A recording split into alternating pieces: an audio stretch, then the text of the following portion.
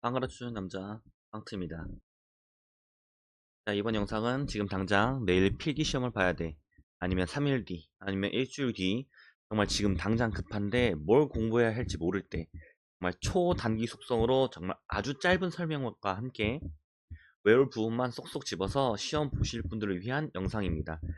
당연히 생략되는 부분도 많고 정말 외울 것도 최소한으로만 외우지만 여기에 이제 모의고사 몇 번 더 풀어보시면서 자주 나오는 패턴만 보신다면 필기시험 60점은 아마 넘길 수 있을 것 같습니다. 자, 합격하셨다면 그 다음엔 꼭 제대로 공부하시길 바랍니다. 자, 시작합니다. 이 이후로는 대본이 없기 때문에 말이 꼬이거나 발음이 부정확해도 양해 부탁드리겠습니다. 자, 지금 이 책은 애교땡 책인데 이제 필기 나중에 요약본만 정리되어 있는 건데 이 부분에서 좀 보도록 할 거고요. 다른 책을 보시더라도 이런 요약본의 이런 포인트들만 보시면 된다는 점 양해 부탁드리겠습니다. 자, 가겠습니다. 자, 식품위생학 개론입니다. 여기서 딱 하나 보셔야 될 건 밑줄 친 부분. 세계보건기구의 정의에서 어쨌든 뭐로 가든 최종적으로 사람에게 섭취될 때까지의 모든 과정을 본다. 요거만 기억하시면 되겠습니다. 자, 그 다음 식품 미생물입니다. 미생물. 자, 미생물은 쓸데없는 거 다른 거 외우지 마시고 이 5가지만 외우세요. 종류, 곰팡이, 효모류, 세균류, 리케치아, 바이러스. 이런 종류만 이따까지만 기억해 주시고요. 여기서 한 가지, 효모류에는 우리 출아법으로 번식하여서 우리 제빵에 많이 이용된다. 이 정도만 기억을 해 주시도록 하겠습니다. 자, 그 다음으로 넘어가겠습니다. 당연히 다른 부분은 보실 수 있다면 보셔도 되겠지만 정말 시간이 없다면 제가 말한 부분만 외워주도록 해주세요. 자, 식품의 변질, 3번의 식품의 변질. 또 밑에 보시면 변질의 종류 있습니다. 이 4가지 기억해 주세요. 부패, 변패, 한패, 발효 부분인데, 자, 발효는 우리 몸에 좋은 부분, 좋은 유익한 부분 때문에 발효라는 이름이 붙여졌지만, 나머지 패는 몸에 안 좋은 그런 상황이라고 보시면 됩니다. 자, 부패는 단백질, 변패는 탄수화물, 탄패는 지방이 변한다는 것만 기억해 주세요.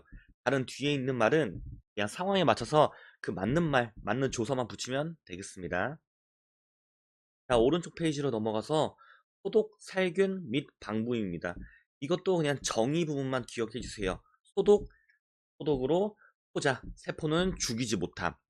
살균, 파멸시켜 멸균하는 것. 방부, 일시적으로 방지하는 것.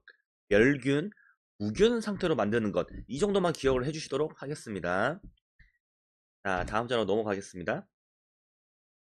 자, 감염병과 기생충인데 여기서도 세균성 감염병, 콜레라, 장티푸스, 파라티푸스, 이 세균성 이제 이런 거 외우고 있으면 이제 시간이 없습니다. 자, 가볼게요. 종류 분류만 볼게요. 아, 감염병에는 세균성, 바이러스성, 리케치아성, 원생 동물성 이런 애들이 있구나 정도만 기억해 주세요. 당연히 더 하시면 좋겠지만 지금 그럴 시간이 없기 때문에 그냥 이런 종류만 있다 정도만 기억해 주실게요. 자, 그리고 법정 감염병입니다. 여기서 제1급 감염병은 정말 중요한 겁니다. 만약에 발병이 된다면 바로 신고해야 되고 격리가 따로 되어야 된다는 이런 내용이고요. 자, 제2급 감염병은 한 단계 내려왔기 때문에 신고하고 격리. 하지만 24시간 이내에 신고라서 조금 완화가 됐다는 정도만 기억해 주시고요. 자, 제3급 감염병입니다. 24시간 이내에 신고만 하면 된다. 오케이. 자, 제4급 감염병은 어, 그 아래니까 뭐 따로 뭐 필요 없다. 이런 겁니다. 이렇게 기억해 주시도록 하겠습니다. 자, 오른쪽에 페이지 보면 세균성 경구 감염병, 바이러스성 경구 감염병, 인축 공통 감염병. 이거 내용을 다 읽지 마시고 무슨 종류만 있다. 이 정도만 기억하셔도 괜찮습니다. 세균성에는 장티푸스, 세균성 이질, 파라티푸스, 콜레라, 디프테리아. 바이러스성에는 소아마비, A형 간염, 감염성 설사증, 천열, 인축 공통 감염병. 동물, 사람 다 모두 감염되는 건데 한저, 브루셀라증, 결핵, 큐열 있다 정도만 기억을 해주시겠습니다. 자, 그 뒤에도 인축 공통 인축에는 돈단독, 그리고 야토병, 리스테리아증, 구제역 있다는 것만 기억해 주세요.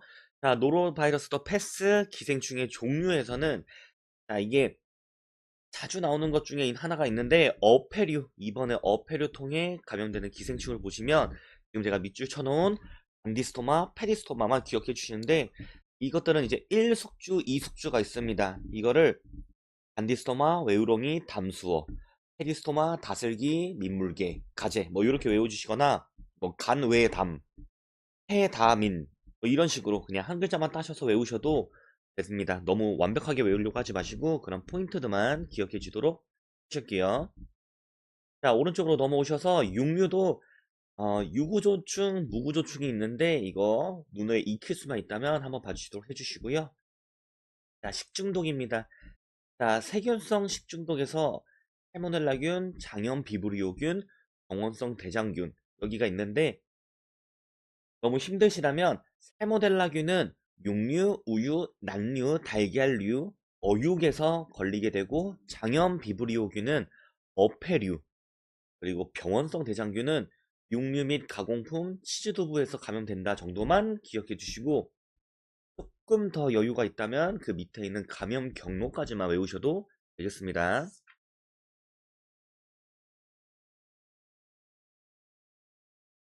자, 독소형 식중독에서는 황색 포도상구균, 보툴리누스균이 있다 정도만 기억해 주세요. 그리고 황색 포도상구균은 어떤 독소냐면 엔테로톡신 이렇게 그냥 포도상구균, 엔테로톡신, 포도상구균, 엔테로톡신, 보툴리누스균, 플리스균 이렇게 그냥 기억해 주면 되겠는데 어, 포도상구균은 정말 포도처럼 생겼다 해서 포도상구균이고요. 보툴리누스균은 우리 음, 보톡스 맞을 때 쓰는 그 균입니다. 이걸 희석시켜서 만들게 되는 게 보톡스 맞는다고 생각해 주시면 되겠습니다. 자, 그래서 왼쪽 편에 쭉 내려오시면 이제 자연독 식중독에 감자, 식물성 식중독에 감자, 솔라닌 이거 그냥 기억해 주세요. 감자, 솔라닌. 그리고 여유가 된다면 뭐 그 밑에 있는 동미나리, 고사리, 뭐 미치광이 풀, 독버섯, 면실류 이런 것들 외워주시는데 눈에 보이는 것만 좀 기억하셔도 되겠습니다. 자, 오른쪽에 동물 속 식중독에서는 보고의 테트로도톡신을 기억해 주도록 하겠습니다. 테트로도톡신입니다. 자, 화학적 식중독입니다. 카드뮴, 이타이이타이의 원인, 수은, 미나마타병의 원인 좀만 기억해 주시고 자, 이렇게 수소 이온이 나온다면 우리 이 약어 우리 영어로 되어 있는 이 CD라든지 카드뮴의 약어인 CD라든지 HG를 외워주시는 게 좋습니다. 이제 너무 자주 나와서 한글말인 카드뮴이나 수은으로 한글로 나오지 않고 이게 약자로 나오기 때문에 이걸 꼭 기억해 주시도록 하겠습니다.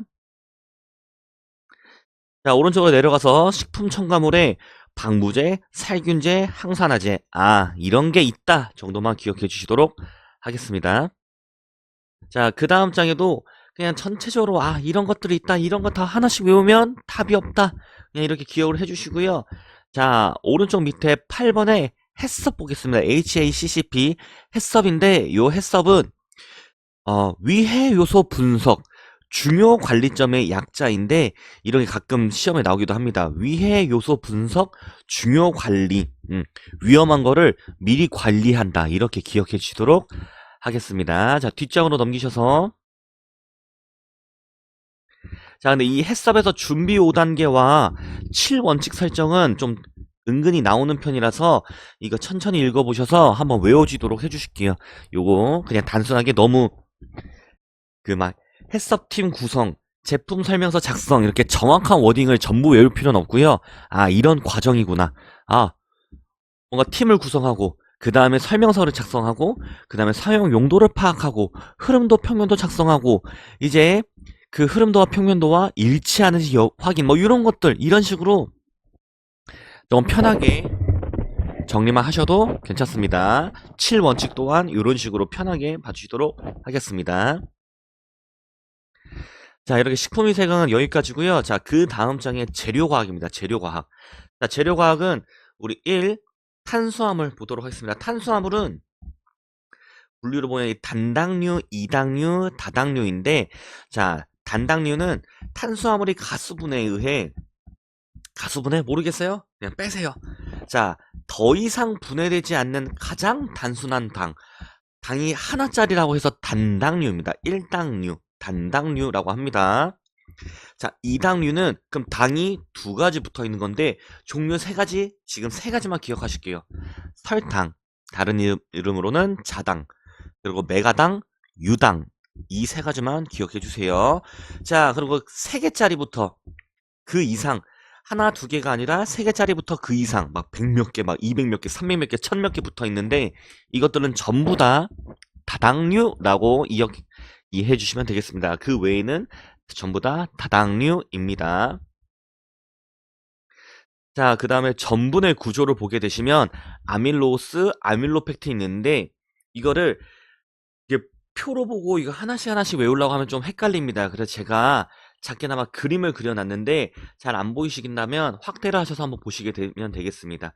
자, 아밀로스는 뭔가 이렇게 일직선상으로 되어 있고 가지가 적다고 기억해 주세요.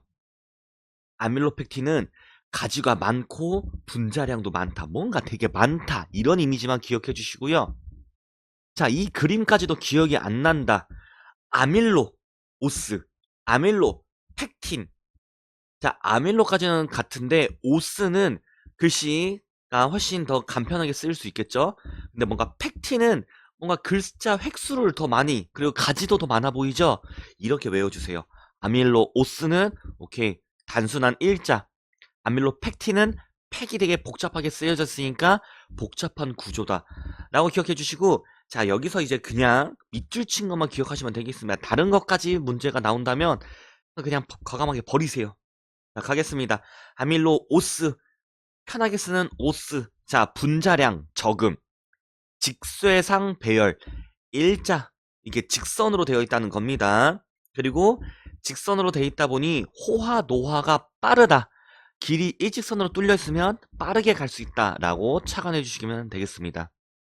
자, 아밀로펙틴입니다. 아밀로펙틴은 우리 팩 복잡하게 생겼죠. 그러니 분자량도 많고 측쇄상 배열, 옆으로 뻗어져 있다. 이렇게 기억해 주시고, 자, 이렇게 길이 복잡하고 하다 보니 어딘가 가려고 하면 느릴 수밖에 없겠죠. 노화, 호화, 노화가 느릴 수밖에 없다 라고만 기억해 주시도록 하겠습니다.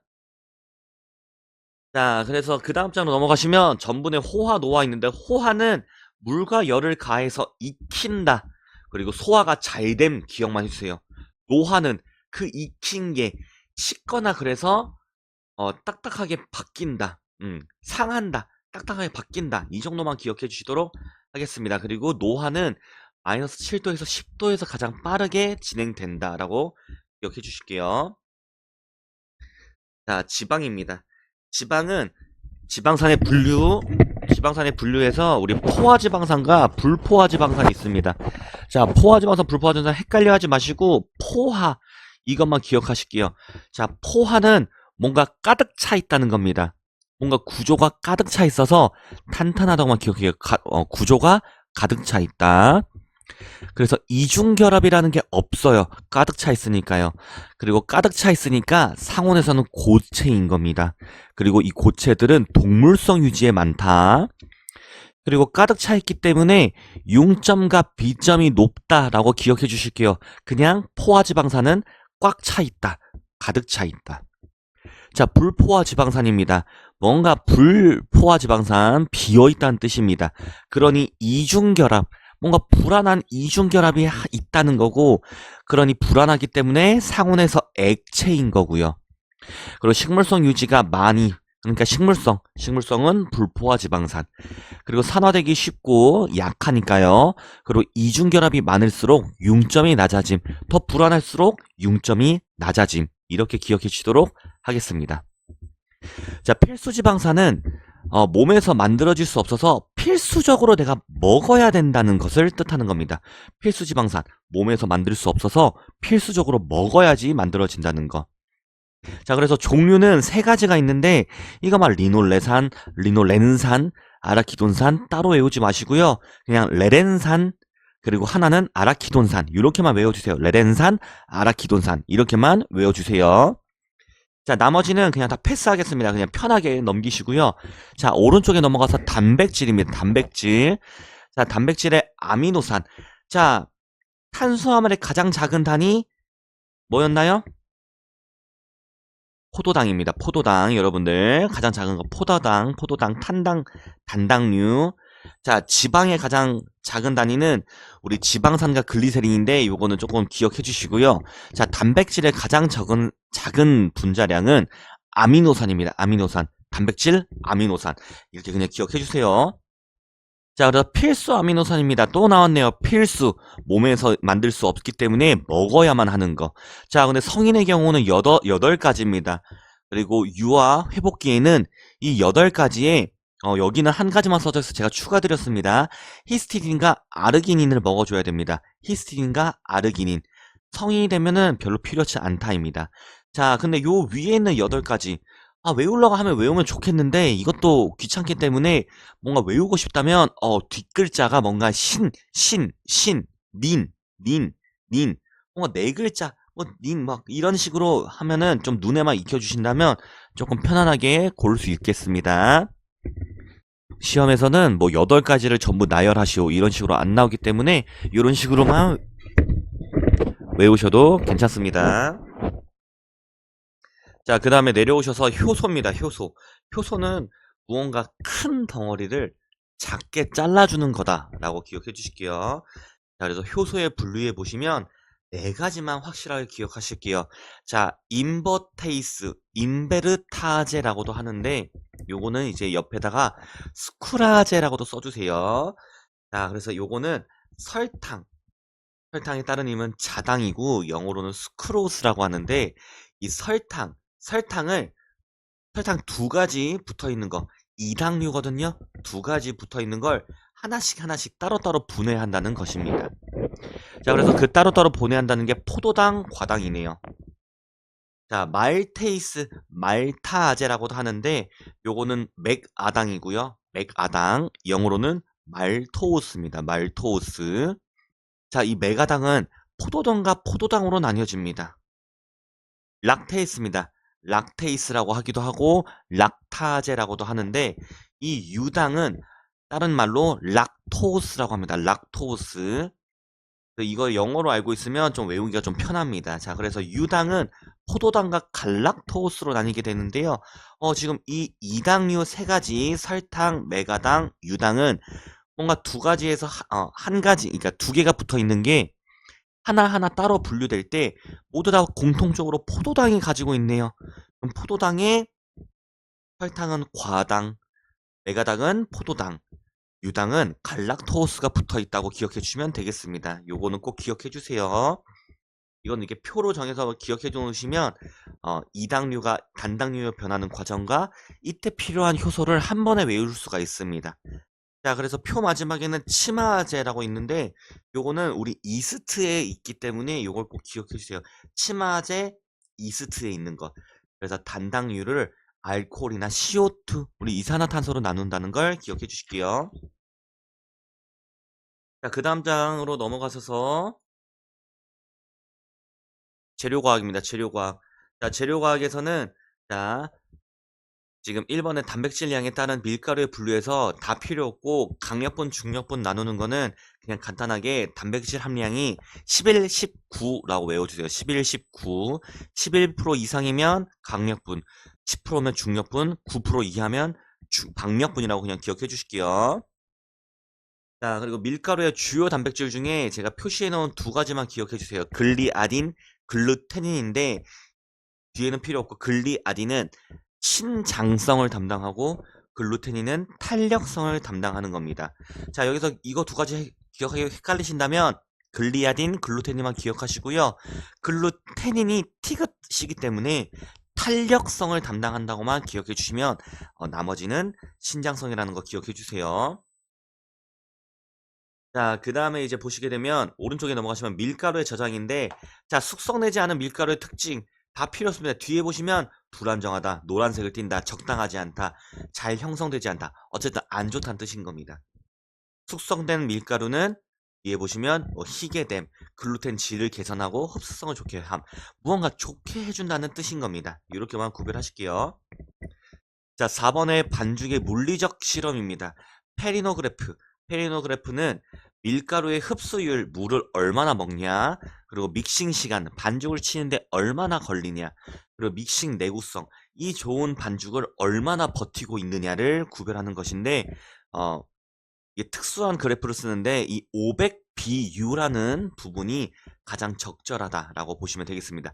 페리노그래프 500BU, 페리노그래프 밀가루의 흡수율, 믹싱 시간, 믹싱 내구성, 그러니까 반죽의 상태를 기억해 줄게요.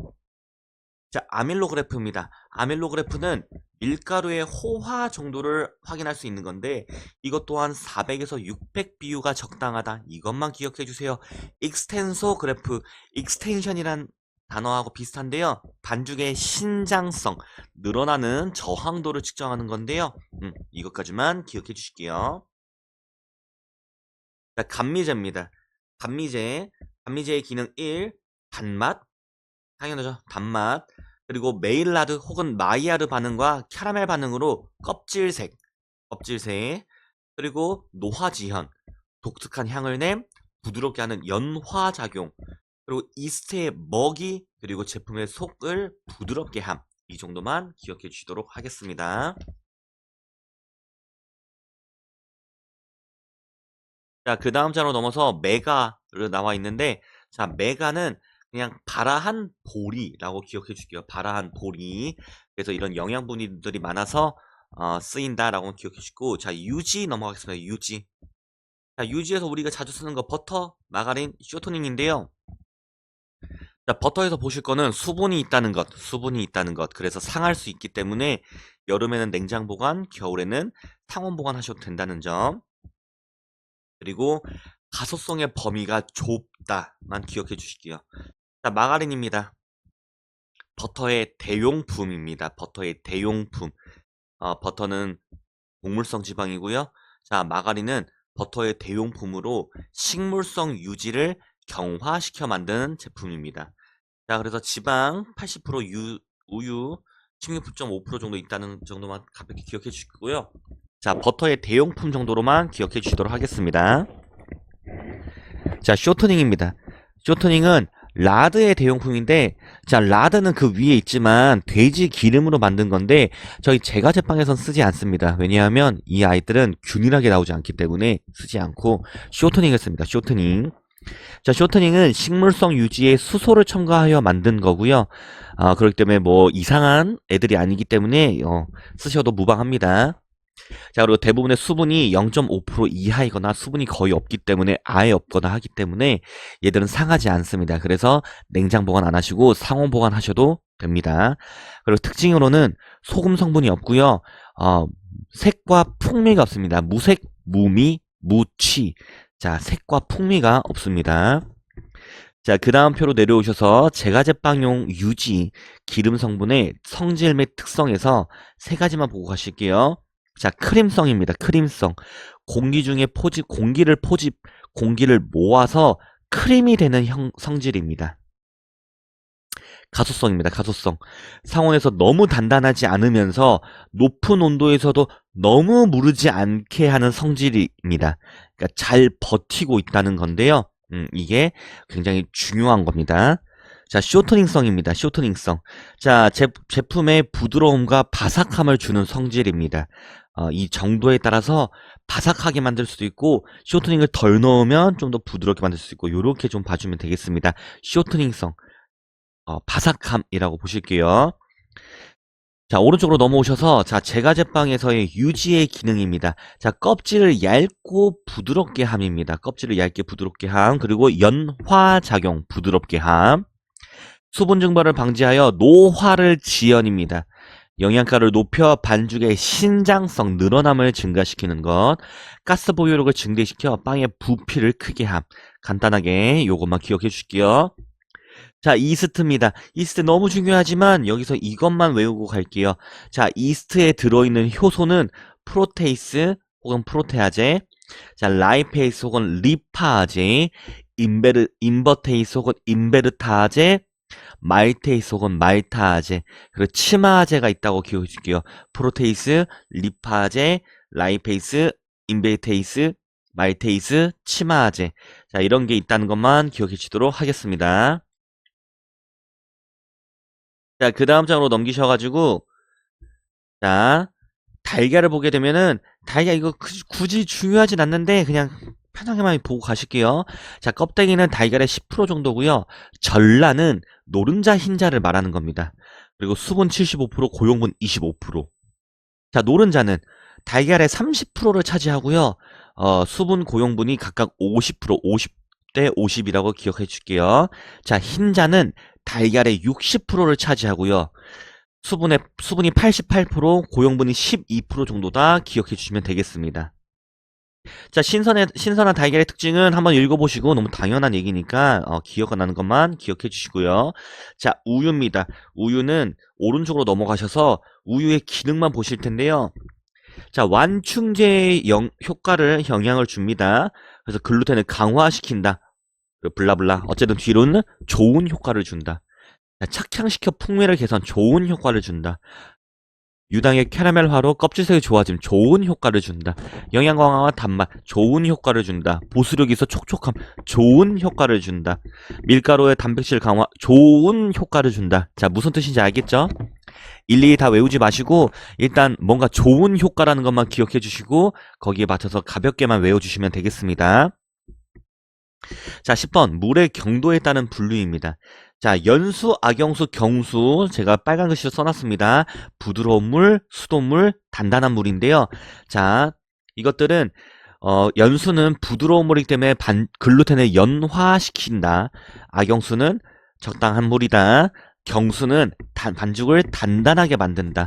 그래서 옆에 보시면 물의 경도로 따져서 나뉘는데 이거는 탄산칼슘 양을 측정하는 건데요. 그냥 ppm만 외우시고 60ppm, 120에서 180ppm, 그리고 180ppm 이렇게만 외우시면 되겠습니다. 자, 이스트 푸드의 기능도 그냥 기능이 이런 기능만 한다. 물 조절, 이스트의 영양 공급, 반죽 조절만 한다 정도만 기억해 주시도록 하겠습니다. 자, 소금의 역할입니다. 소금의 역할. 자, 소금의 역할은 감미 조절, 단맛을 조절한다. 간을 해준다 뜻이고요. 자, 맛을 향상시켜 풍미, 좋은 역할. 이스트의 발효를 억제함으로써 발효 속도를 조절. 자, 삼투압으로 방부 효과. 캐러멜의 온도를 낮춰서 같은 온도에서 같은 시간 구울 때에도 껍질색을 더 잘 내게 해준다. 글루텐을 강화시켜서 반죽을 단단하게 한다. 젖산균의 번식을 억제하여 빵맛에 시큼해지지 않도록 한다. 뭔가 다 좋은 얘기들이네요. 이런 것들만 기억해 주실게요. 자, 팽창제의 종류 13번 팽창제의 종류입니다.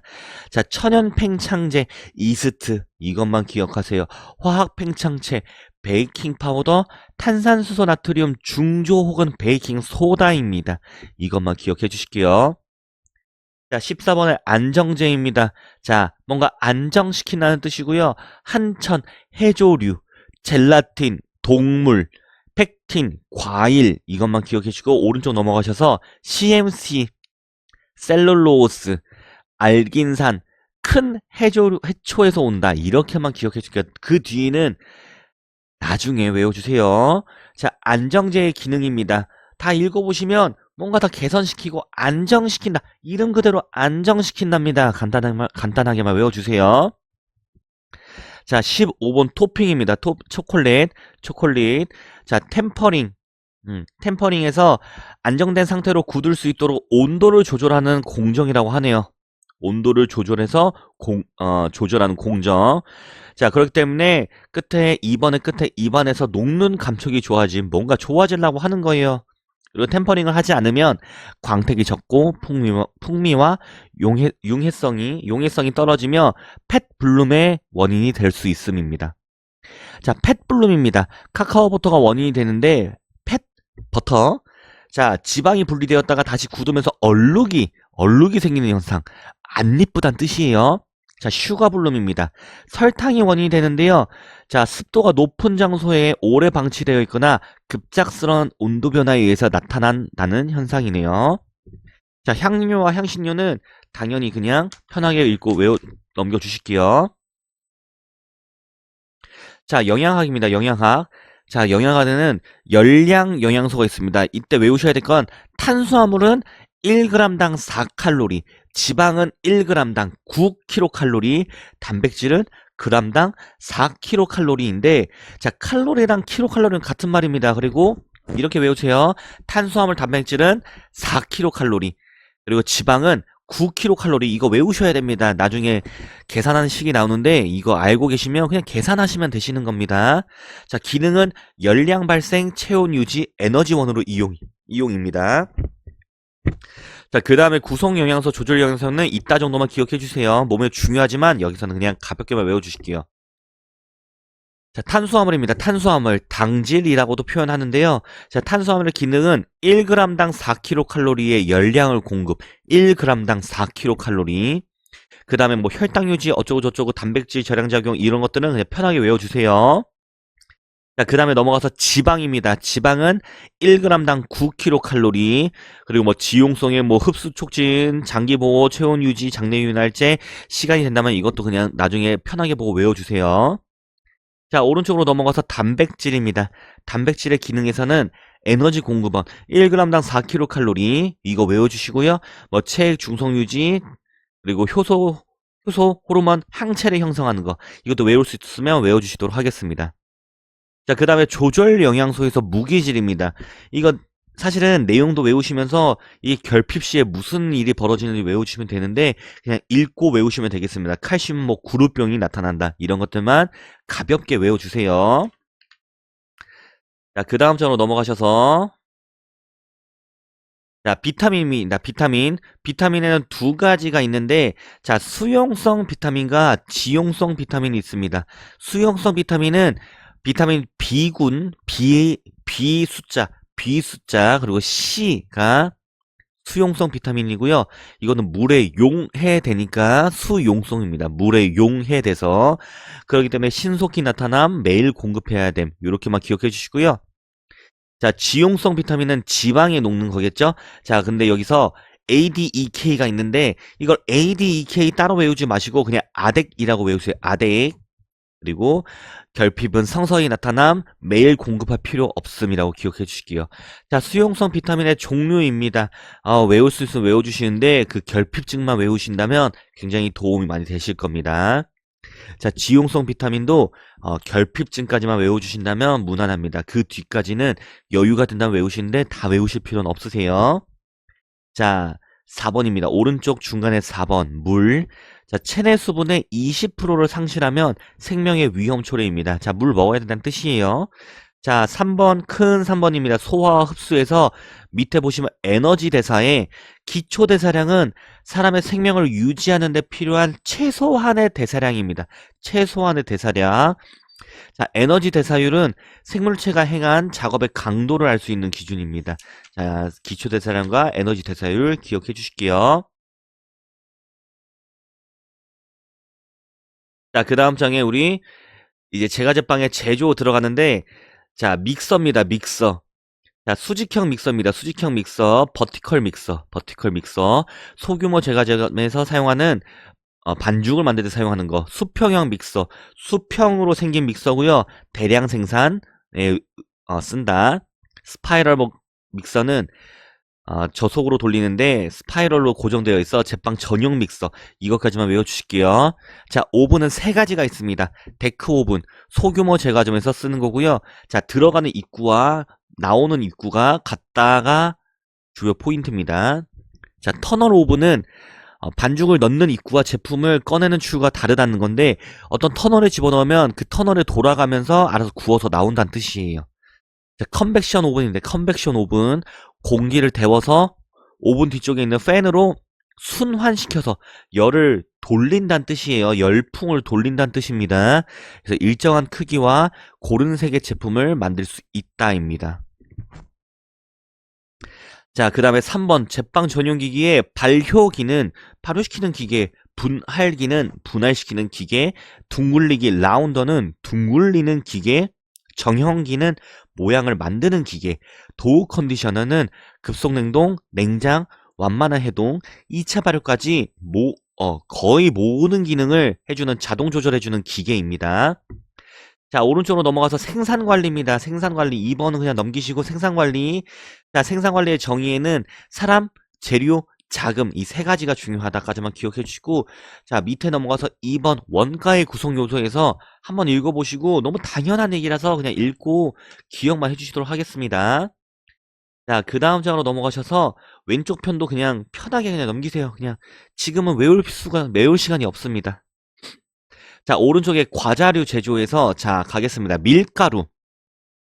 일반적인 제과 제품입니다. 일반적인 제과 제품. 자, 부드러운 연질 소맥 박력분 사용. 단백질 함량 9% 이하. 이것만 기억하세요. 자, 그리고 고율 배합은 밀가루보다 설탕 함량이 많다. 설탕이 많다. 밀가루보다 설탕이 많다.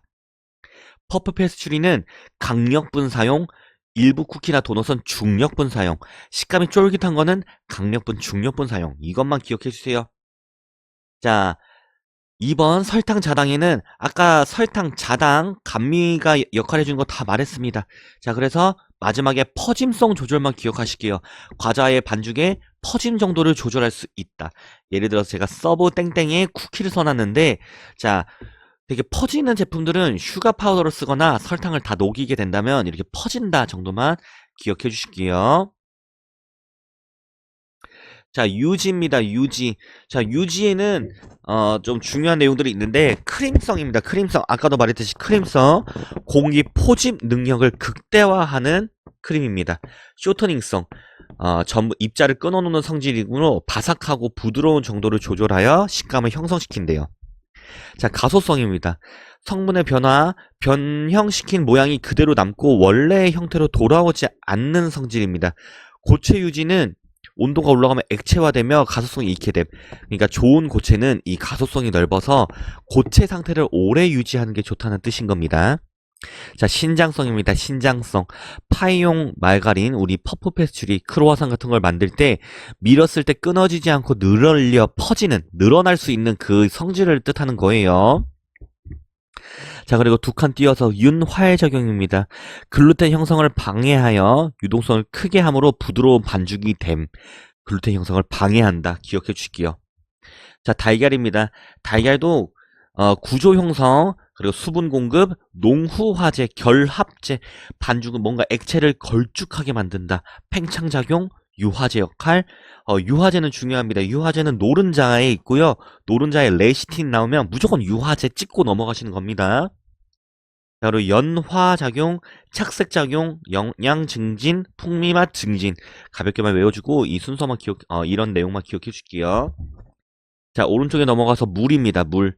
자, 물은 수화작용, 밀가루와 물을 합친다는 뜻이에요. 그리고 식감입니다. 당연히 수분이 많으면 식감이 좋아지겠죠. 자, 팽창입니다. 팽창. 그리고 반죽 온도 조절, 재료 분산 작용까지만 기억해 줄게요. 자, 우유도 그냥 뻔한 얘기라서 넘어가고요. 소금도 아까 좀 했지만 다시 한 번만 정리할게요. 감미도 조절, 그리고 캐러멜화 반응의 촉진, 세균 번식 억제. 계속 앞에서 나온 내용들이 계속 자주 나옵니다. 자, 그리고 그 외의 재료에는 베이킹 파우더 체크해 줄게요. 자, 이산화탄소의 발생으로 제품 부피가 팽창되어 조직이 부드러워짐. 자, 안정제 아까 나왔죠? 한번 체크하고 넘어가겠습니다. 자, 그 다음 장으로 넘어가겠습니다. 자, 제과 반죽의 종류가 있는데, 자, 팽창에 따른 분류가 있습니다. 근데 이거 뭐 다 일일이 외울 필요 없고, 그냥 물리적 팽창, 화학적 팽창, 이스트 팽창, 복합형 팽창, 이 정도가 있다고만 기억해 주실게요. 제과에서는 물리적 팽창과 화학적 팽창을 많이 쓴다.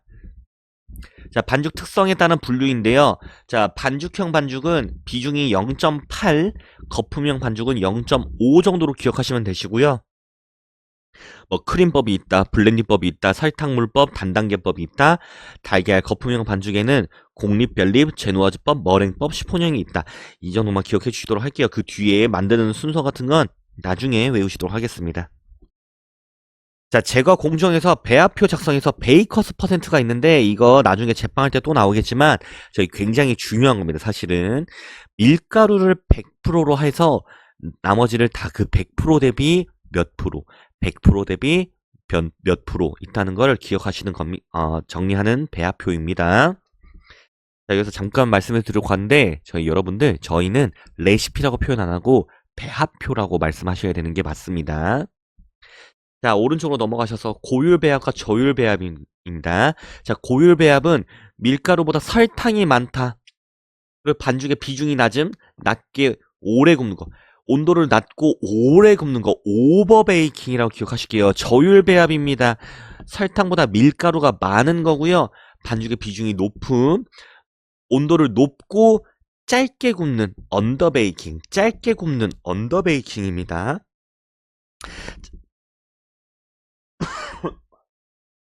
자, 재료의 전처리 그리고 반죽 믹싱 다 넘어가고요. 자, 반죽 온도 계산 있습니다. 반죽 온도 계산. 자, 계산 문제 저희 다 놓치고 가면 안 되거든요. 근데 이거 간단하게만 외우시면은 시험 볼 수 있습니다. 자, 지금 마찰 개수, 우리 마찰 개수와 사용할 물 온도가 나오는데요. 자, 이게 좀 설명이 좀 필요합니다. 자, 우리가 반죽을 치거나 뭔가 제과를 만들 때 물 온도를 계산하는 거는 우리 결국은 사용할 물 온도를 계산해야 되는 건데, 이 온도를 계산하려면 우리 마찰 개수라는 게 필요합니다. 그러니까 결국은 식을 2번 계산해야지 우리가 원하는 물 온도를 만드는 건데, 자, 요거는 좀 헷갈리시니까 이것만 좀 자세하게 설명드리고 갈게요. 자, 마찰 개수입니다. 마찰 개수. 자, 마찰 개수는 식을 보게 되면은 결과 반죽 온도 곱하기 6이라고 되어 있는데, 이 6, 이 숫자는 뭐냐면 뒤에 문제에 제시하는 뭔가 온도가 나오는 모든 조건들을 넣으시면 되는 겁니다. 모든 조건들이 실내 온도, 밀가루 온도, 설탕 온도, 유지 온도, 달걀 온도, 수돗물 온도였다면 6가지니까 결과 반죽 온도 곱하기 6을 하시는 거고요. 실내 온도, 밀가루 온도, 설탕 온도, 유지 온도, 그리고 수돗물 온도만 나온다면 5가지니까 5를 곱하시면 되는 겁니다. 자, 근데 여기서 수돗물 온도는 꼭 나옵니다. 왜냐하면 우리 이 마찰 개수를 뽑으려면 실험 테스트 한번 해야 되는 거예요.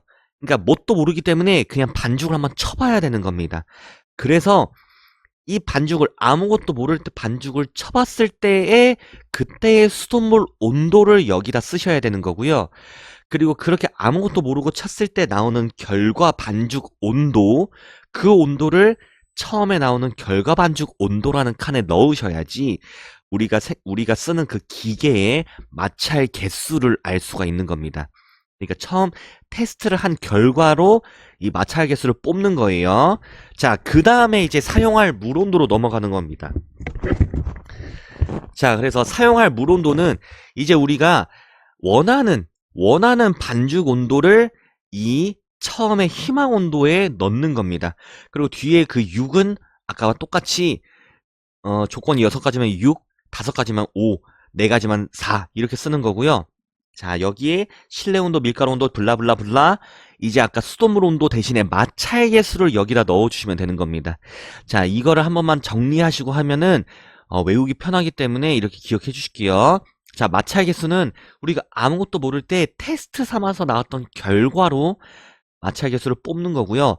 그런 다음에 이제 우리가 원하는 온도를 구하기 위해 마찰 개수를 사용하면서 식을 쓰는 게 사용할 물 온도입니다. 자, 얼음 사용량은 외울 수 있으면 외우시고 그냥 패스하세요. 자, 비중입니다. 자, 비중은 반죽 속에 공기가 얼마나 들어있냐인데 이거 다 지금 집어치우고요. 자, 비중, 이건 숫자가 낮은 걸 뜻하는 겁니다. 숫자 0.4라고 써져 있는 그런 비중이, 숫자가 낮다는 걸 비중이 낮다고 하는데, 자, 대신에 공기가 많이 혼입, 기공이 크고 부피가 크다까지만 기억하실게요. 자, 비중이 높음은 숫자가 높다, 0.8. 그러니까 공기가 적게 혼입되고 기공이 조밀하고 무거우며 부피가 작음을 기억하셔야 됩니다. 자, 비중의 측정법은 뭐 컵무게 빼는 건 당연하고요. 반죽 나누기 물무게입니다. 반죽 나누기 물무게. 자, 뒤로 넘어가실게요. 이거 헷갈린다면 그냥 작은 숫자 나누기 큰 숫자로 나누시면 답 나옵니다. 작은 숫자 나누기 큰 숫자. 자, 뒤에 보면 반죽의 산도 조절 어쩌고저쩌고 제품별 적정 pH가 있는데 이거를 막 다 외울 필요는 없는데 그냥 눈에 띄는 것만 좀 외우도록 할게요. 자, 과일 케이크는 과일입니다. 시큼하니까 산도가 있거든요. 4.4. 가장 낮네요. 엔젤 푸드 케이크는 흰자로 반죽을 치는 건데, 흰자 5.2. 자, 초콜릿 케이크는 초콜릿이 들어가는 거네요. 7.8, 8.8. 무겁네요. pH가 높네요. 자, 데블스 푸드 케이크. 코코아 가루네요. 8.5, 9.2. 자, 그러니 뭔가 순서를 맞추라는 그런 식들이 나올 텐데, 그렇다면, 과일이나 엔젤 푸드 같은 게 있으면 앞으로 배치하고, 초콜릿이나 데블스 푸드가 있으면 뒤쪽으로 배치하면 얼추 답의 50%는 맞을 겁니다. 자, 나머지는 쭉쭉 넘어가시고요. 자, 밑에 5번 성형 가공 및 패닝에 우리 이거 원형 펜 막 계산하는 게 나오거든요. 저희 근데 이거 기억했으면 기억하시는데 우리 초등학교 수학 때 다 산수 시간에 배웠던 겁니다. 자, 반지름 그리고 3.14 곱하기 높이인데 파이 r 제곱 높이 h를 뜻하는 겁니다. 파이 r 제곱 h. 자, 그리고 경사진 원형 펜은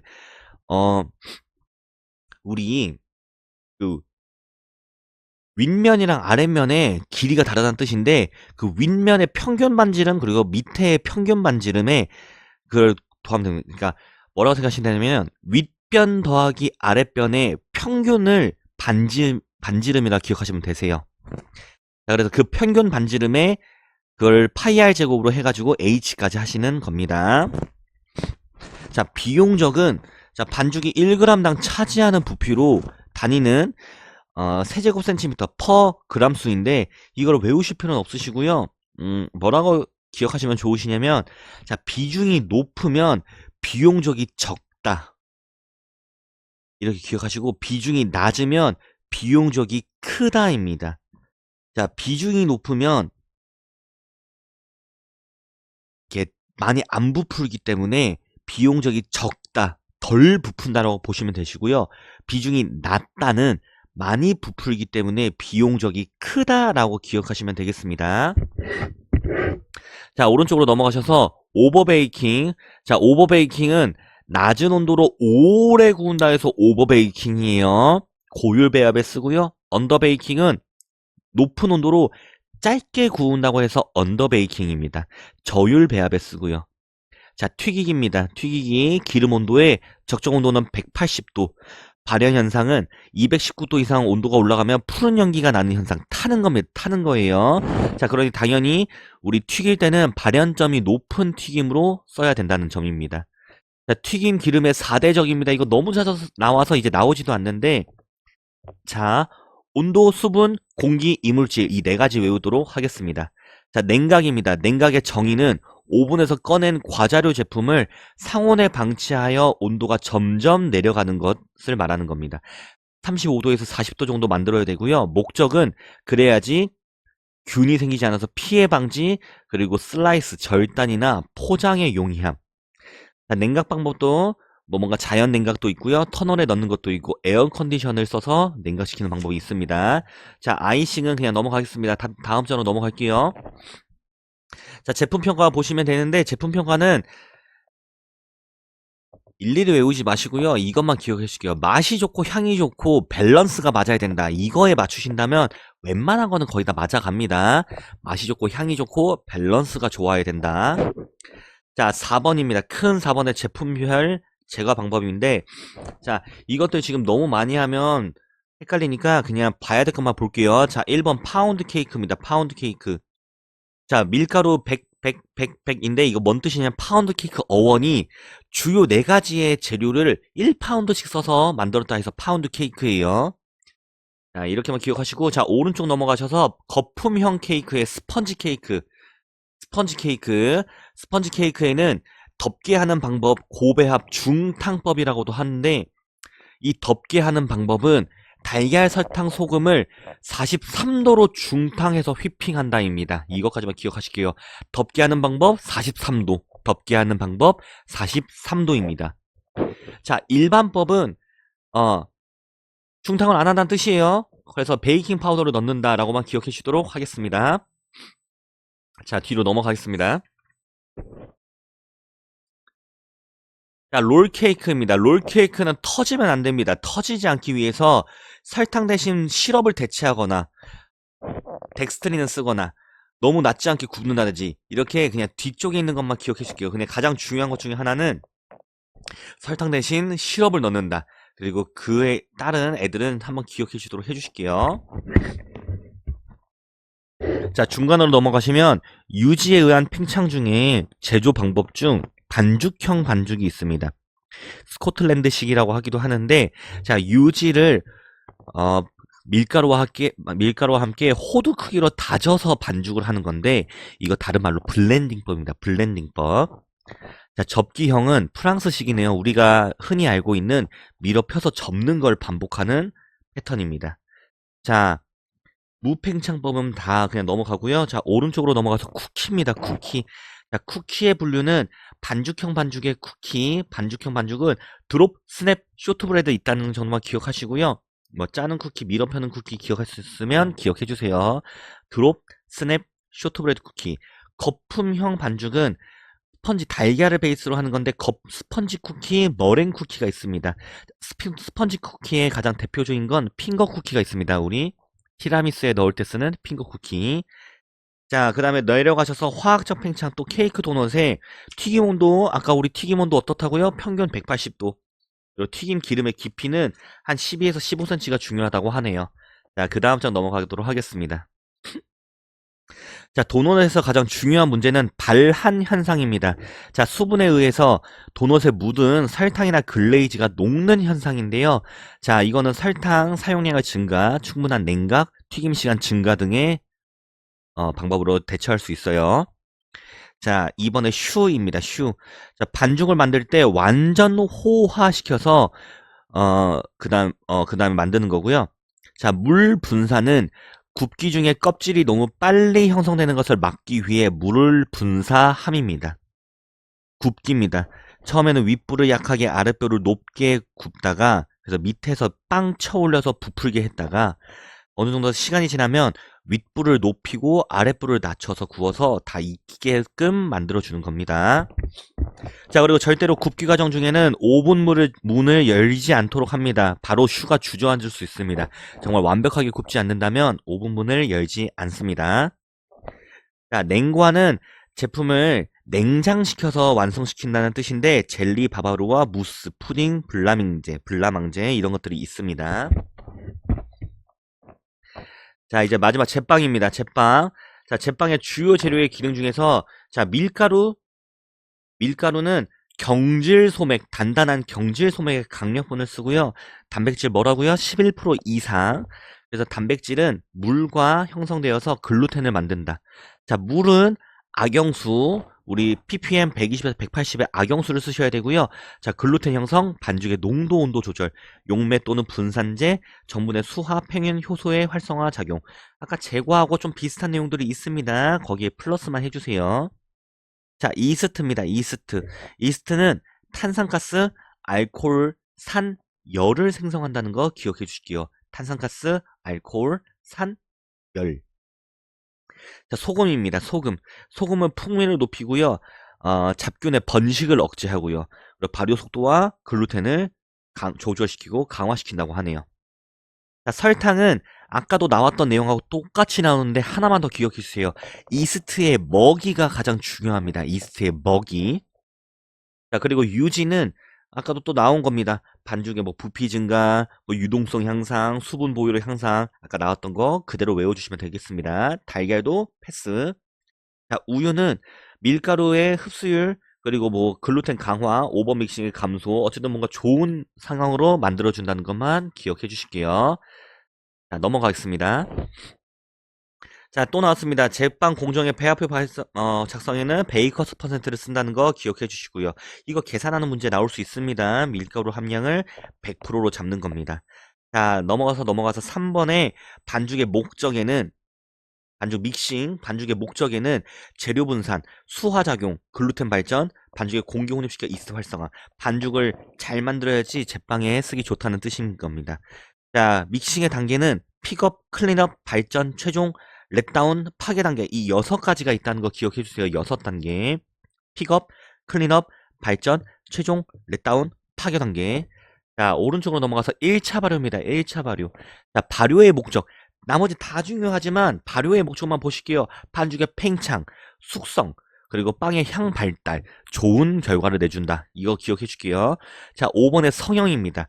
분할, 둥글리기, 중간 발효, 정형, 팬닝 하는 겁니다. 자, 그리고 7번의 2차 발효입니다. 1차 발효. 2차 발효의 목적은 가스가 빠진 반죽을 다시 부풀림의 목적입니다. 그래서 오븐 팽창이 잘 일어나도록 함을 기억해 주시고요. 자, 넘어가도록 하겠습니다. 자, 2차 발효 종점 판별법은 자, 형태, 투명도, 기포의 크기, 촉감 등 반죽의 상태를 보셔야 됩니다, 여러분들. 자, 처음 반죽의 3배에서 4배 정도 되는 것도 괜찮고요. 표준 식빵으로 보셨을 때는 뭔가 틀 높이 기준으로 위아래를 판단하시거나 철판으로 구우실 때는 흔들어 봤을 때 살짝 찰랑찰랑거리는 느낌을 보셔도 됩니다. 자, 8번의 굽기입니다. 굽기 중 일어나는 변화는 오븐 스프링입니다. 오븐 스프링처럼 바로 튀어오른다는 느낌이고요. 온도가 49도가 될 때까지 짧은 시간 동안 급격하게 부푸는, 스프링처럼 급격하게 부푸는. 오븐 라이즈는 내부 온도가 60도가 이를 때까지 부피가 조금씩 커지는 걸 뜻합니다. 자, 전분의 호화입니다. 전분의 호화. 자, 66도에서 60도에서 호화가 시작됨. 자, 껍질색은 캐러멜 반응, 메일라드, 다른 말로 마이야르 반응입니다. 자, 냉각입니다. 냉각. 자, 냉각은 곰팡이나 그 밖에 균이 피해가 있지 않도록 식힌다는 뜻이고요. 냉장고에 넣는다는 뜻 아닙니다. 자, 빵의 절단, 슬라이스와 포장을 용이하게 해줍니다. 그리고 빵의 저장성을 증대시킨다고 하는데, 자, 냉각 온도는 빵 속 온도가 35도에서 40도가 될 때까지 식혀주는 겁니다. 자, 그 다음으로 넘어가서 10번 빵의 노화입니다. 빵의 노화는 빵과 향미가 변화해서 딱딱해지는 현상을 의미합니다. 자, 냉장 온도에서 노화가 가장 빠르게 진행되는 거고요. 그러니까 우리 빵은 절대로 냉장고에 넣으시면 안 되는데, 뭔가 크림빵이랑 단팥빵 같이 상하는 재료가 들어가 있다면 이때는 냉장고 보관을 해주셔야 됩니다. 자, 노화 지연 방법은 저장 온도를 마이너스 18도 아예 얼린다는 뜻인 겁니다. 아니면 21도에서 35도 상온에 보관한다는 뜻이에요. 자, 그리고 모노디글리세라이드 계통의 유화제를 사용하는 것도 노화 지연 방법이 된다고 하네요. 그 다음은 가볍게 읽어주시고요. 자, 3번에 빵의 제조 방법입니다. 이제 거의 다 끝났습니다. 자, 스트레이트법은 직접 반죽법으로 저희가 거의 웬만해서는 거의 직접 반죽법을 치기 때문에 요건 조금 자세하게 설명을 드리고 갈게요. 자, 재료 계량입니다. 정확하게 재도록 해야 되며 이스트는 소금, 설탕과 닿지 않도록 해야 합니다. 자, 믹싱입니다. 자, 블라블라블라 글루텐을 발전시킴, 클린업 단계에서 유지를 넣음, 반죽 온도 27도 이런 것들만 기억해 주시고요. 자, 다음 장으로 넘어가겠습니다. 자, 1차 발효입니다. 1차 발효 온도 27도, 습도 75에서 80%, 3에서 3.5배 부풀고 1시간에서 3시간 정도 걸릴 수 있다. 까지만 기억하세요. 분할입니다. 자, 내가 원하는 크기로 분할을 하는데 10에서 15분 내로 분할해야 된다.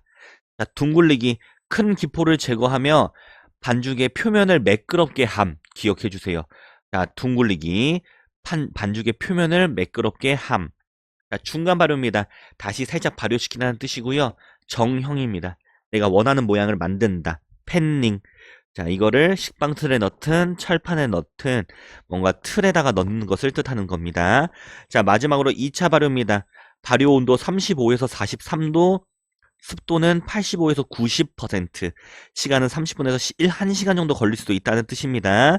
자, 식빵 같은 경우에는 틀 높이 기준으로 위아래로 판단하시고요. 철판인 경우에는 흔들었을 때 흔들리는 경우라고 기억해 주시면 되겠습니다. 자, 굽기는 온도에 따라서 뭐 시간이 달라지겠죠. 자, 냉각은 35도에서 40도까지 식히는 게 맞다. 자, 그 다음부터는 비슷한 내용들인데 스펀지 도우법입니다. 중종법이라고 생각하면 됩니다. 2번 반죽한다는 뜻인데요. 처음 반죽을 스펀지, 나중 반죽을 본 혹은 도우 반죽이라고 합니다. 자, 그렇기 때문에 처음에 스펀지 믹싱은 스펀지 반죽 재료 만드는 거는 자 픽업 단계까지만 만드는 거 대충 섞어 놓기만 한다는 뜻이에요. 섞어 놓기만 하면 끝인 겁니다. 반죽 온도는 24도, 1차 발효는 24도, 그리고 75에서 80%에 4-5배가 부풀어 오를 때까지 한 3-4시간 미리 발효시킨다는 뜻인 거예요. 그 다음은 우리 직접 반죽법과 비슷하기 때문에 한번 체크해 주세요. 자, 3번 액체 발효법입니다. 액종법. 이따 정도만 기억해 주세요.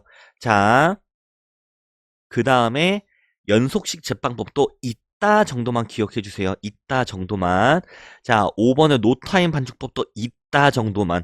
자, 비상 반죽법은 비상 스트레이트법인데, 자, 요거는 뭔가 비상시에 만드는 방법인데, 요거만 좀 보고 갈게요. 자, 물 사용량 1% 증가, 설탕 사용량 1% 증가, 믹싱 시간을 2%에서 30% 정도 더 쳐야 된다는 뜻이에요. 자, 생이스트 증가, 그리고 반죽 온도도 보통은 27도인데 30도까지 맞춘다는 뜻이고요.